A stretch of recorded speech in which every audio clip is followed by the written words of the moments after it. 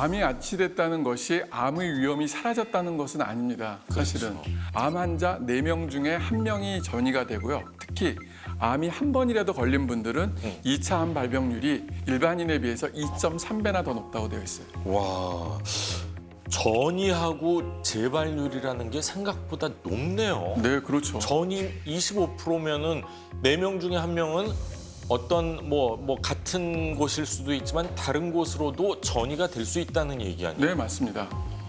그 암 환자뿐만 아니라 보호자들까지 간과한 것이 또 있는데요. 바로 암이 성장하는 속도입니다. 속도요. 네. 1단계 때는 이 정도 속도면은 2단계는 그보다 더 빨라지고 3단계는 더 빨라지고 그리고 4단계는 갑자기 전체로 다 이렇게 움직여주는. 그래서 6개월 만에 바로 말기암이 되는 경우도 많은데 예. 이때 면역 기능이 무너졌다 하면 암의 성장 속도는 정말 무한대로 빨라지게 됩니다. 아, 그래요? 암의 1, 2, 3기만큼이나 어느 정도로 빠른 속도로 진행되느냐 이거 분명히 좀 잘 체크를 해야 될 것 같습니다. 박사님 얘기 들어보니까 정말 위험한 것 같네요.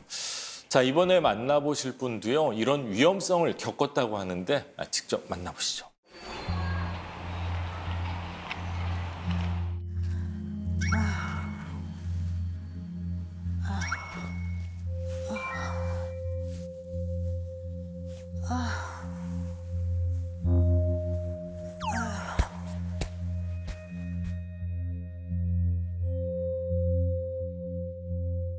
제가 불면증이 굉장히 심해요. 그래서 어떨 때는 뭐 밤을 꼬박 샐 때도 있고 이래서 뭘 해도 약간 몽롱한 상태에서 다니는 기분이고 힘들죠. 그러니까 밤에 잠을 못 자면 그 다음날 하루는 거의 그냥 없다고 보는 게 맞죠.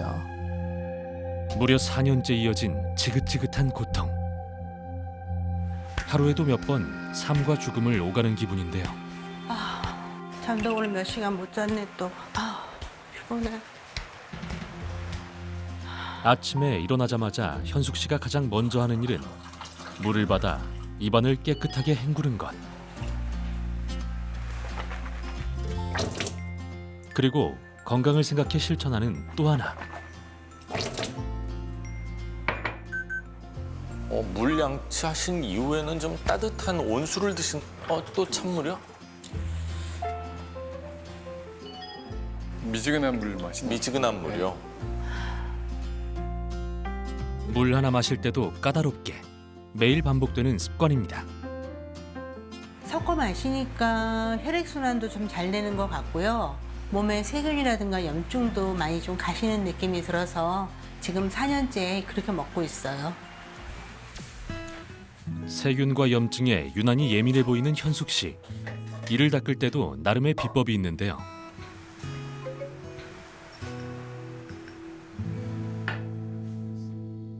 죽염이에요.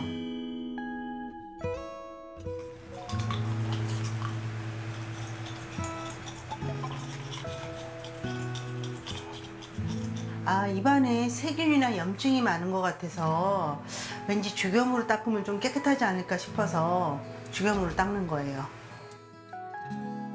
조금은 지나치다 싶게 신경 쓰는 이유는 현저하게 떨어진 면역력 때문입니다. 어느 날부턴가 입에 자꾸 구내염도 생기고 피부도 한번 뭐가 물리면 낫지도 않고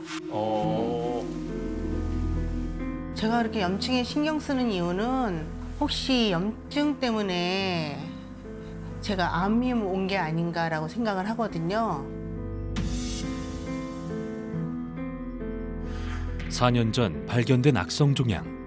저는 맹장 뒤에 있는 췌장 근처에 암이기 때문에 장기를 다 잘라야지만 걔를 꺼낼 수가 있어서 결국 여러 개의 장기를 잘라내고 대장을 절제하는 대수술을 받아야 했는데요. 안타깝게도 암은 이미 림프까지 전이가 된 상태였습니다. 림프까지 또 전이가 된 상황이네요. 네. 누구보다 열심히 앞만 보고 살아온 현숙 씨. 자신에게 닥친 예상치 못한 불행을 감당하기 힘들었다고 합니다. 암이라고 판정받았을 때 조금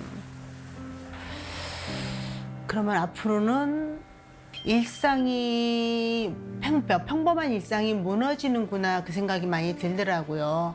그냥 살아있지만 그냥 사는 거지 내가 뭔가를 하고 싶어 했다든가 뭔가 내가 어떤 일에 열정을 갖기는 이제 힘들구나 이제 그런 생각은 많이 했어요.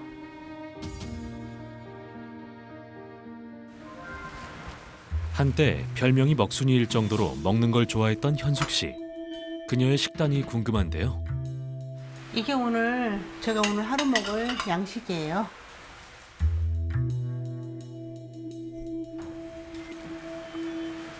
고구마 1개, 달걀 1개.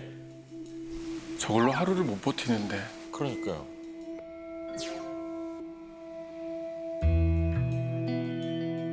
달걀과 고구마로 때우는 식사. 먹는 즐거움은 사라진 지 오래입니다. 이제 고구마가 섬유질이 많아서 좋다 그러더라고요.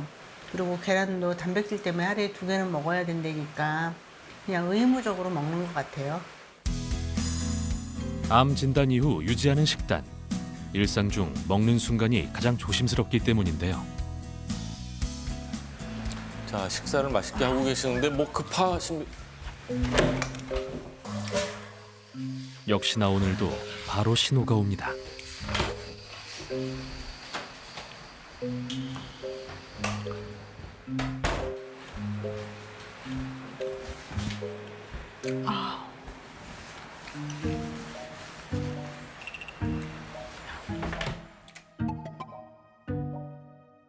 네, 제가 장이 안 좋아갖고 그리고 소화기관도 약해졌는지 음식 먹는 것도 너무 힘들고 그래서 뭘 먹으면 계속 바로바로 화장실을 가야 되거든요.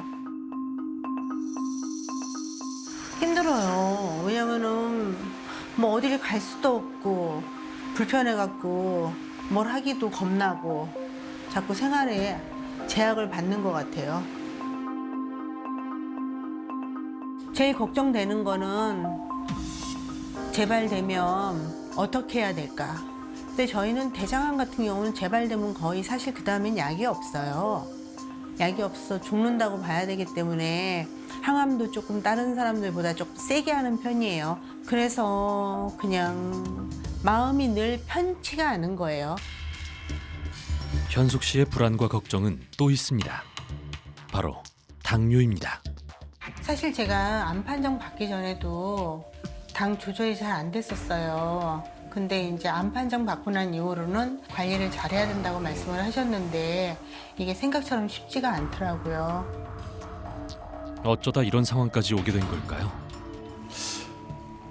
190일이면은 당뇨인 거죠. 네.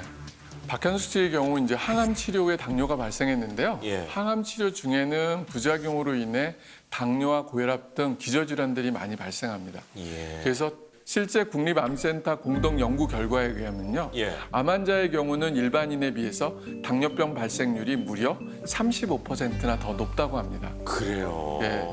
특히 암을 진단받고 2년 이내에 당뇨병 발생이 굉장히 높다고 되어 있어요. 그렇군요.